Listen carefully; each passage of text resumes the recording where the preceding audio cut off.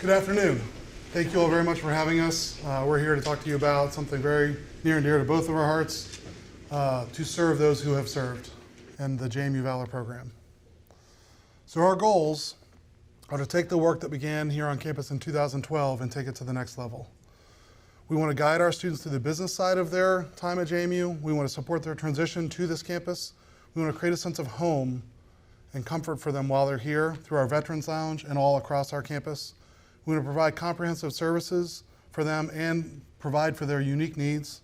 We want to educate the rest of the community about our veterans, who they are, what they've done, how they've served them, and how we can now provide that service back. We also want to expand our programming throughout the year. There are things we can do for these students to bring them together, but also to bring them into this community.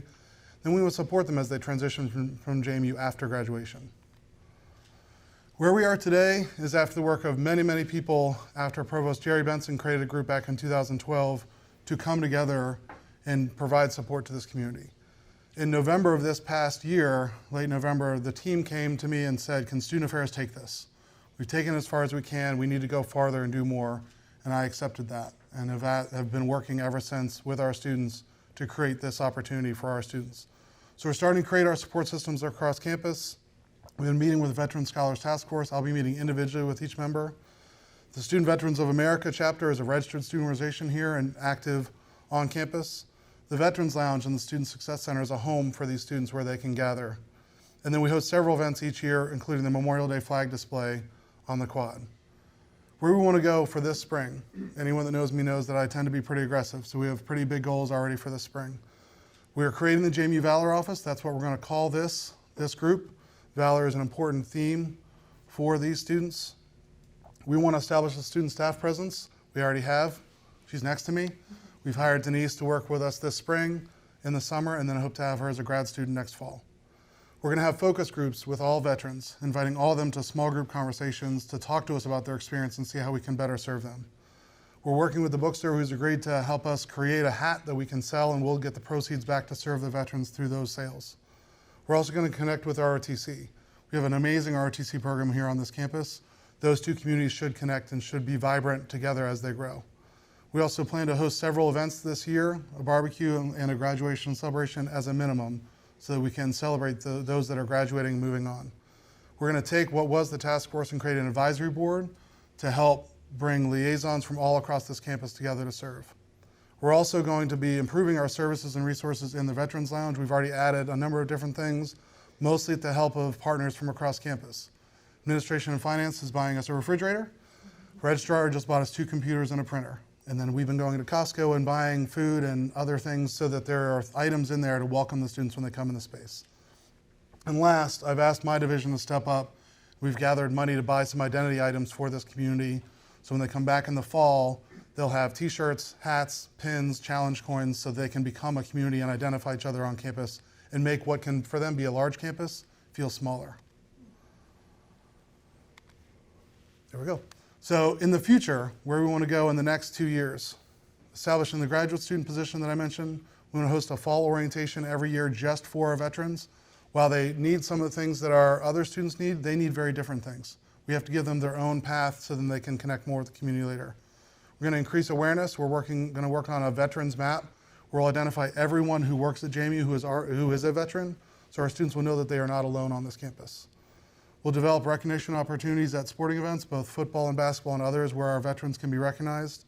We'll also increase our presence at the SVA conference, which is the national conference for Student Veterans of America. We will be working to establish liaisons in every relevant office across campus, and we'll be providing support and community for our military dependents. While most of our students involved in this are actually dependents, we are focused on all that are involved, both active military, dependent, and our veterans. So I want to pass it off to Denise Frisky to talk to you about what the veterans experience is like at JMU. In the military, 2 main things are instilled into your head. Be aware of your surroundings and blend in. This becomes a problem for us as we transition back to civilian life. Blending in is an issue as non-traditional students. As many of us are non-traditional students. We're older, we have families, and very different life experience from a traditional student. For example, I'm 35, married with 3 kids. Our life experiences and training make us hypervigilant of our surroundings. When we enter a classroom, we look around to find that one desk that will give us the best tactical advantage if things go south. This constant need to be ready isn't something most traditional students have to deal with. These different life experiences can make it harder for veterans to connect with other students. Fortunately for us, JMU has a student veteran lounge. This lounge allows us to connect with other veterans that have similar life experiences and may be struggling with the same things. I was discharged from the Navy for generalized anxiety disorder, classified as depression. Meeting new people is not an easy task for me, but through the lounge, I've met other veterans who are dealing with the same struggles. One of the veterans I met at the lounge is my friend Jacob. Jacob has become someone who I can call anytime when I'm struggling just to make it through the day. Without this safe place for veterans to connect with other veterans, I never would have met Jacob, and I don't know if my college experience would be the same or as easy. JMU needs a support system for veterans. We need people who can anticipate our needs, who understand we no longer know how to be a student, as it's been many years since most of us have had formal education. We are out of the routine of studying, signing up for classes. Veterans would benefit greatly from an office that's here to support us and tell us what services are available to veterans. Because if there's one thing about veterans, it's we hate to ask for help even when we need it the most. So what we're here to ask for is to get us started. I'm committed in the next 2 years to identify the funds to support this community and build this for years to come. But that can't happen quick enough, and these students deserve us to serve them better now. So what we're asking for is you help us get through the next 2 years until I can pull the money together from my own division to fund this. This is a plan and a priority for Student Affairs to fund this program fully. I can't do it quickly enough with our budget cycles to do that. So as you see here, what we're presenting today, personnel, a GA stipend for Denise. Another support has come from Academic Affairs, who've covered the entire tuition stipend for the next 2 years. The national conference, so we can send more students to that conference. That is where they connect with other veterans, but also where they connect with future career opportunities. Programming, you can identify there our orientation, barbecue, veterans games for both football and basketball I mentioned before, as well as the graduation celebration. And then Green Zone, which is a training we want to begin to offer widely across campus to faculty, staff, and students so they can understand the veterans' experience and be supportive of our veterans. And last, the identity items that I mentioned, so we can provide that opportunity for our students to connect with each other, see each other. And the way I describe this is I want the first day of class to happen. I want a veteran to walk into a room feeling the way Denise talked about. I want them to see someone else wearing the Student Veterans JMU Valor t-shirt and say, this room is now 2 people, not 150 people. They deserve that moment of comfort and feeling like, yes, I belong in this room and someone else knows my life, even if they've lived it differently. So that brings us to the end of this. We have a right and a responsibility to honor those who served. I appreciate your willingness to work with us. We're committed to these students and have made significant strides already only in a few months. We want to do more and we want to do it faster before I can get the funding together within Student Affairs. And I expect to be the model of service advocacy and support to veterans, independents, and active military by 2025. As I noted, I'm rather aggressive. And personally, as a child and as someone married to a military family, this is personal. This is working directly with me. I'm not passing this off. This will report to the Vice President for Student Affairs until it's fully established, and then we'll put it in another location within the division that makes the most sense with our other identity groups. So with that, we'll pause and thank you very much for your time.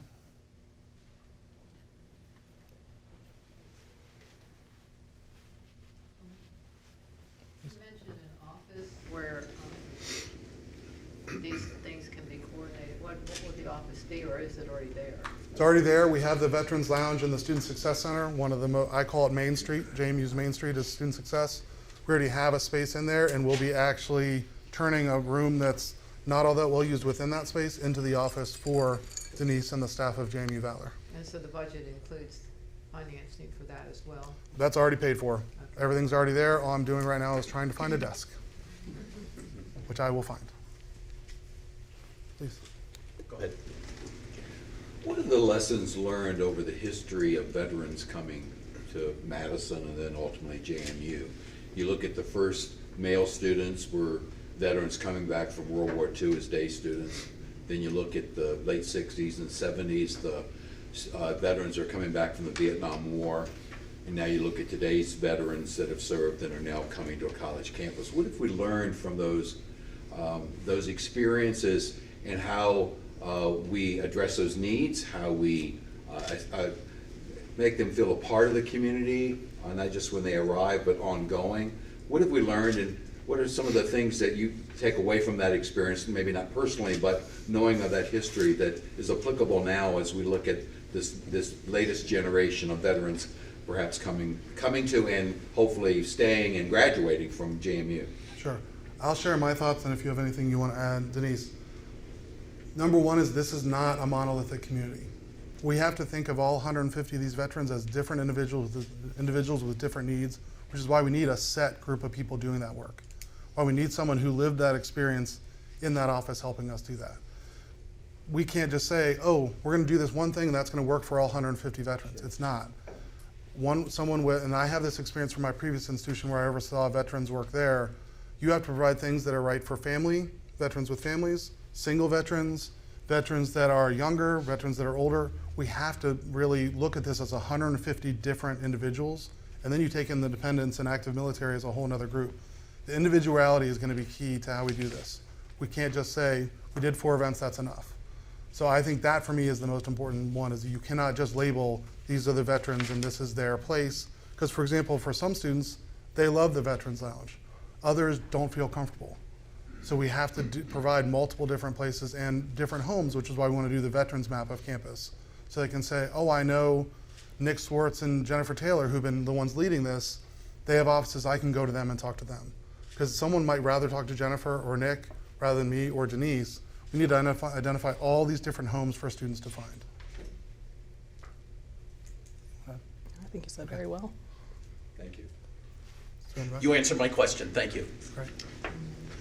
Tim, is this something new to campuses like across the state or the nation, or has this already been done in other places and we're trying to kind of model their program?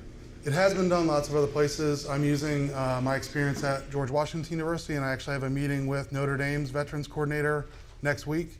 And I'm actually going to my National Conference for Student Affairs next week, and I'm going to an all-day seminar on Saturday, run by 3 different universities that already have really solid veterans programs.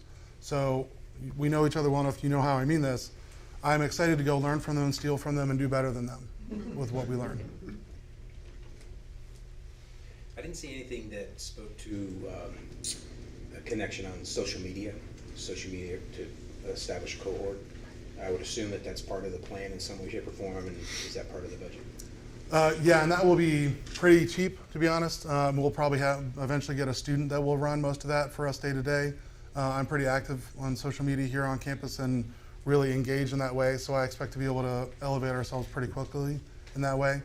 I also know for a lot of our students, and this goes to the earlier question, some want to connect with us there, some want to talk in person, some want to talk in private, some want to be in groups. So we're going to have to use every method available to us. Some will read email, some won't, so we'll have to use every method. But yeah, social media will absolutely be part of it.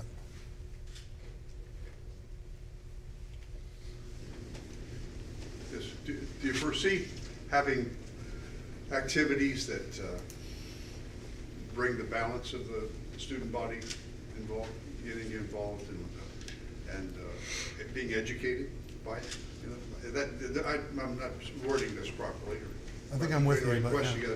But there's a learning experience for those who have not been veterans, and there's the stereotyping of what is a veteran or not a veteran. Not every family is, used to experiencing somebody coming back from war or whatever. Yes, I think first, I don't think many students even know that there are veterans here. So I think there's often a surprise moment when they run into a veteran and they didn't realize it. So we have to do that education piece. That's also why when we do these larger events where we say, at a football game, these are the veterans at JMU, and at a basketball game, these other places, but also the green zone training that we want to do across the board. We need to educate our students that, one, just that they exist, and then how to work with them and know them and respect them. I see. Because I was thinking that honoring somebody at a ball game, that's terrific. They stand up and they're saluted and they're applauded, but you have to actually have a chance to interact with them and say, this is not a guy with 2 heads. Right, and I think our first challenge is that there's just not even a knowledge that they exist. I mean, if you asked 100 students and said, do we have veterans at JMU, 99 would say, not that I know of. So there's education, then there's what do you do with that knowledge and how do you connect with them. I do think ROTC is going to be one of our biggest connection points there because they have some level of understanding of it. So you start with that community, then they know, we grow from there.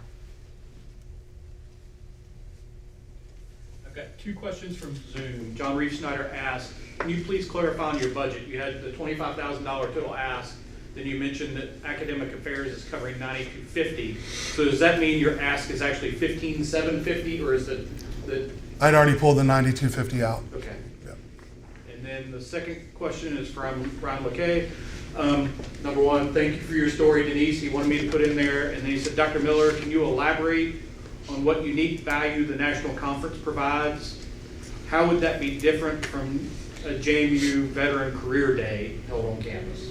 I'm going to let Denise answer that because she has been multiple times. Yes, so I actually did my undergrad here at JMU. I graduated in 2018. I got the opportunity to come back to work on my master's. I was extremely excited to jump back on board with that.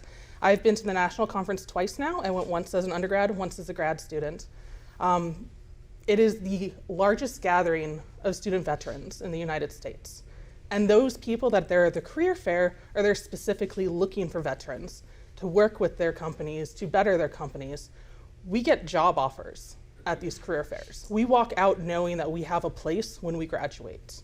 We also get to meet with other students that have, a more booming student veteran population than we do, and we get to go pick their brains and get different ideas about what we can bring back to JMU to make this better community for us. You get to go and you get a bond and you get to hear other people's stories and really make lifelong connections from this. Another thing I would add to that is a presence at that conference that we've not had but we will have also will become a recruiting tool for us to get more veterans to come here. By being there, you are recognized as a place where veterans are honored and served, and that will increase our veterans percentage, which is one of my goals. We should be a place where veterans want to come because they know how they will be treated and honored here on this campus. Denise, I've got a question.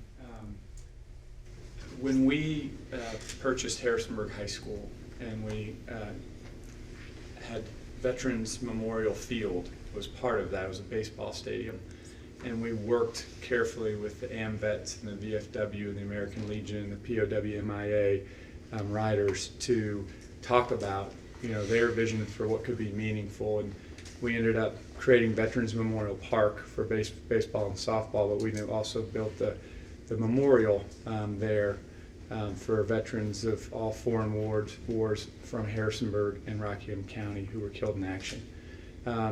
And at that time there was a pretty active veteran community involved in those conversations with us as the university. I'm just curious, how connected are those community veteran groups to student veterans from a community student standpoint? So my mom's actually part of the riders here in Harrisonburg. She's with the American Legion, the VFW. We go to that cannon celebration every time that they have it. But unfortunately, we don't get too much time to spend with the VFW or the American Legion. I know they have reached out several times and they're very interested in having us, getting us to be more involved in their clubs.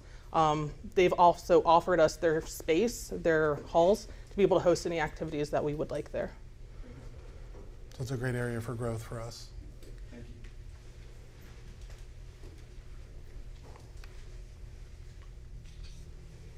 All right, thank you, Tim and Denise. Okay.